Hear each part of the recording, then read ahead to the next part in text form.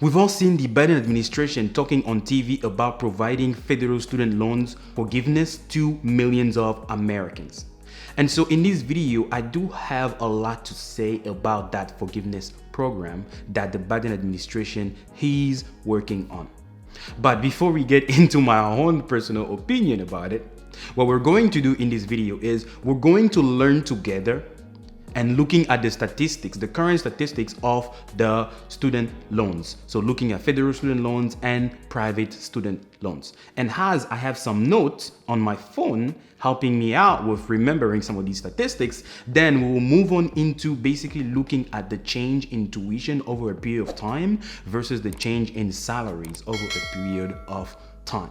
And then after that, we will also look at statistics that basically show our starting salaries by fields, basically looking at different fields like engineering or health programs or business and things like that. And then finally, toward the end, we will then get into my final thoughts, where I will basically provide my own personal opinion as far as what I think if the federal student loan forgiveness program that the Biden administration has proposed if I think it's fair or if I think it's unfair. And then we will move on into basically my own, I would say, personal steps that I would give a person who's considering a formal education right now into which kind of field they should be going into, and if they're going to be considering taking any loan, and basically choosing the fields that will allow them to be able to pay back those loans, or if it's even worth taking any loans to go to school nowadays. And then, basically that will be my thought toward the end of the video. And also there will be a second part to this video where I would get into basically talking about myself, how I was able to afford college from basically undergrad all the way to graduate school. But that will be a second part to this video, so stay tuned for that. So now, first thing first, let's get into the statistics of the student loans that we have right now in America. So right now in America, the total student loan debt is about $1.75 trillion. And so what is really interesting here is about 92% of those loans are federal student loans. That means these are loans given by the government through things such as Pell Grant and other programs that the government has. And Pell Grant is typically given to people from low-income families, students from low-income families, right? And so that right there is already crazy. We're talking about trillions of dollars that Americans, millions of Americans owe in student debt. Now, when we look at it, we're talking about over, 92% of it's federal. That means the government does play a big role into the debt that Americans own, right? And if Americans own that much debt and that much debt is given by the government, I mean, it seems like there is an incentive of the government to get people in debt. But hey, you know what? Let me just not get into my thought. See, I'm getting my blood is boiling already. But anyway. So then the next thing is, as you saw on this video thumbnail, the average student loan that people owe per person is about $29,000. That is crazy, guys. And that's why, I put that on the video thumbnail. I didn't mean that I personally have student loans. I have zero in student loans, but I just put that as the average that most people own. But, I've seen statistics with people that own way over $100,000 in student loans, and that is crazy. So now the average, student loan is about $29,000. And then what's really interesting here too is, about 64% of the total debt is owned by millennials. And we're talking federal and private. About 64% of that is owned by millennials. Guys, that is crazy. Millennials, we're talking from, 40 years old up to my generation, about 26, 27 years old, right? Those are basically the bulk owners of most of the student loans that we have in America today. And so now we look at some of these statistics, right? And we kind of have an idea of like, okay, what's going on? What is the average student loan that people own in America? You know, what are the demographic of the people that own most of these student loans? And basically the category of student loans that are basically, are they federal? And what percentage is federal? What percentage is private? And what's really interesting here, guys, is I want you to think about it, because when we look at 92% is federal, that means only 8% of that is private. Now, I mean, you know, it already gives you a certain picture about what these private institutions think about student loans, right? But let's not get into those thoughts just yet, right? We're gonna talk about it toward the end of this video. Let's just give you the facts before we get there. So the next thing that we're going to move in is basically looking at the correlation between, you know, how the tuition has changed within a certain period of time and how salary of people have changed within a certain period of time. Now, in almost 40 years, from 1980s to 2019, the tuition of schools have increased by more than 160%. That is crazy, guys. Tuition increased by over 160% in 40 years. That is insane. And these are also inflation adjusted, I believe. These numbers are inflation adjusted, I believe. And so now, when we look at the average salary change over the same period of time, the same chart shows us that salary have only increased by about 19 to about 20% in close almost 40 years. Guys, that is crazy. That means the cost of college is increasing at a rate, right? At a rate that is about 8 times more than salary are increasing. That means most people will never be able to pay to first afford college.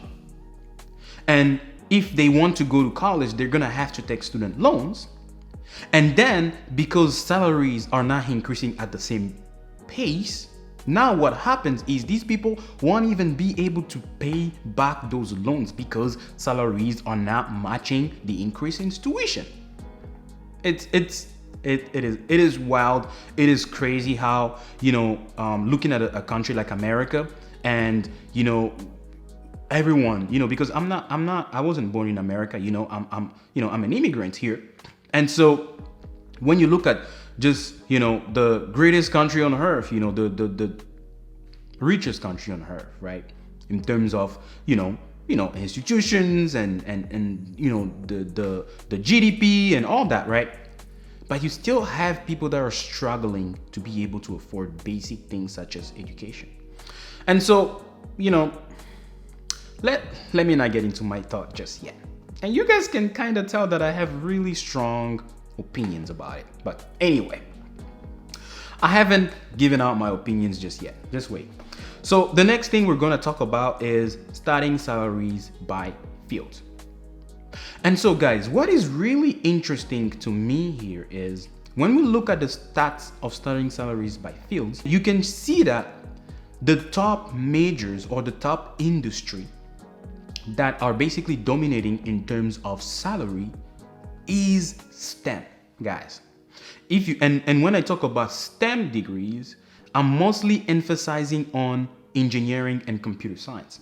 And when we look at engineering and computer science, you know, the average starting salary in 2022 is somewhere around $75,000, right?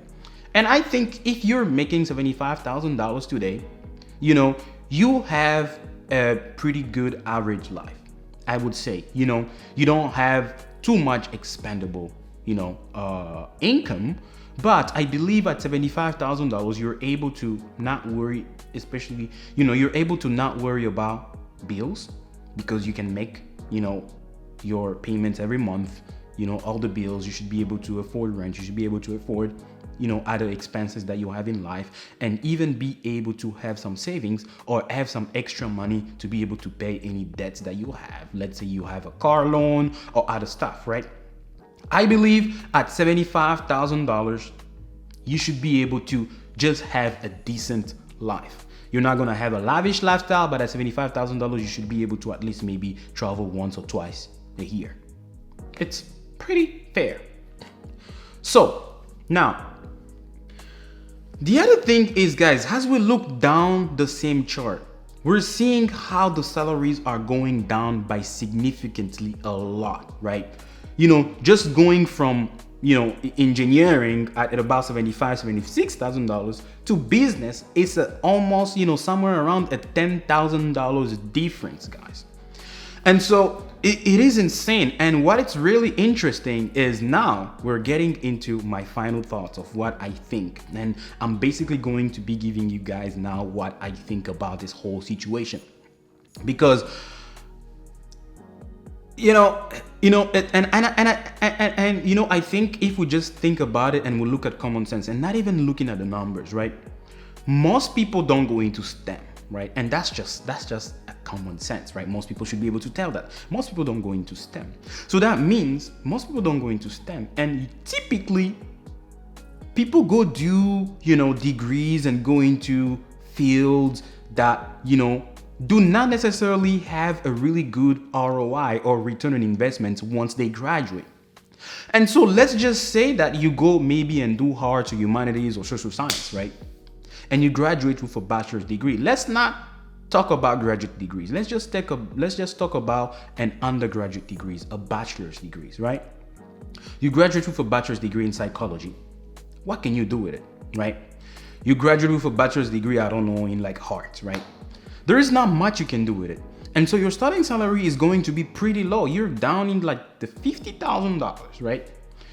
First of all, around that point, it's hard for you to make ends meet every month.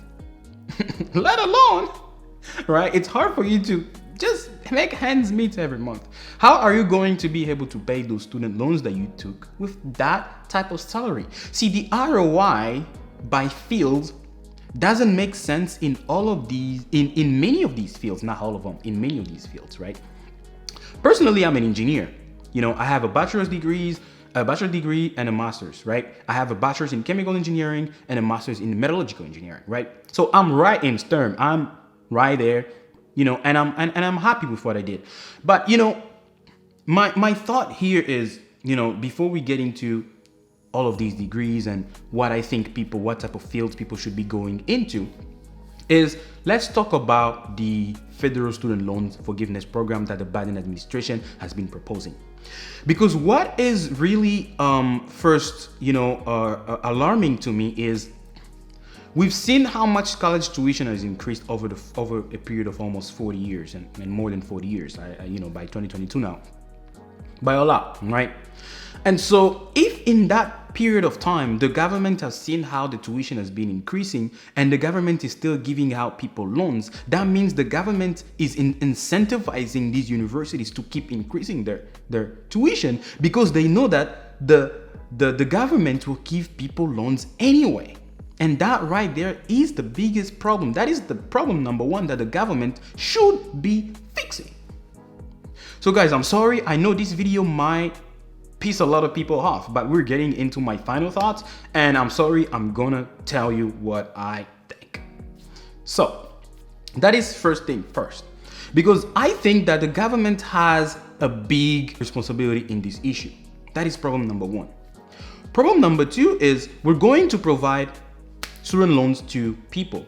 These people, when they were taking these student loans, they were thinking, they had brains, because if you're in college, you're somewhere between 18 to 19 years old, or maybe maybe you're coming in a little late, around 20 years old. You have a fully functioning brain. You can think about this. And some of these people didn't take loans by themselves. Maybe it was their parents that took loans. Their parents could think for themselves, but they still allow these people to go and take loans, knowing that most of them are choosing degrees that do not, have the ROI to be able to have a decent life first, and on top of that, being able to pay back these loans.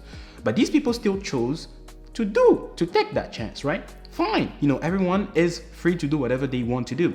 But then now we get today to a point where now the other people that found other ways of paying college, and those people have to pay for the people that had fully functioning brains to go take these loans, and now we have to pay for them, because the only way that the government can pay for these loans is two ways.